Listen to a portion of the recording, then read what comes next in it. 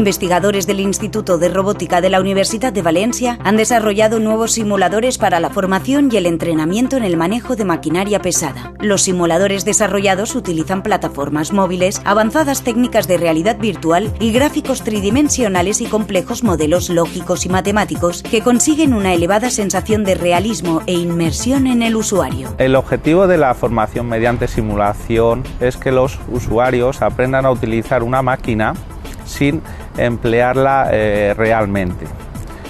Con un aprendizaje mediante simulación se tienen varias ventajas. La primera de ellas es que se reducen los costes, puesto que no se está empleando la máquina real con propósitos formativos.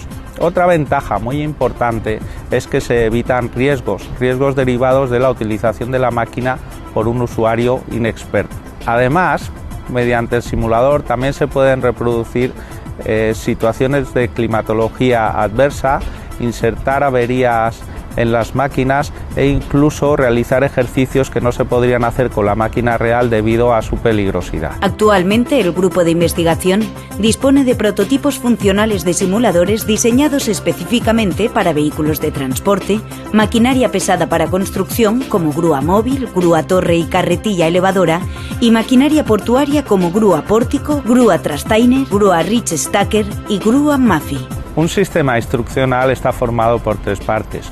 La primera es el simulador, la segunda parte es el diseño instruccional, donde existen un conjunto de ejercicios que secuencian las habilidades que vas adquiriendo con el simulador.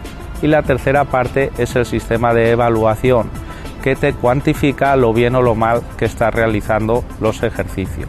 Junto con el sistema de evaluación también existe un sistema que te permite reproducir cualquier ejercicio que ya se ha realizado. El grupo de investigación del Laboratorio de Simulación y Modelado del Instituto de Robótica de la Universidad de Valencia tiene una amplia experiencia en integración de simuladores inmersos en tiempo real, diseñando todos los elementos de un simulador, tanto el hardware como el software. Sus simuladores incorporan las últimas tecnologías en realidad virtual y modelos dinámicos propios que los sitúan a la vanguardia de este campo.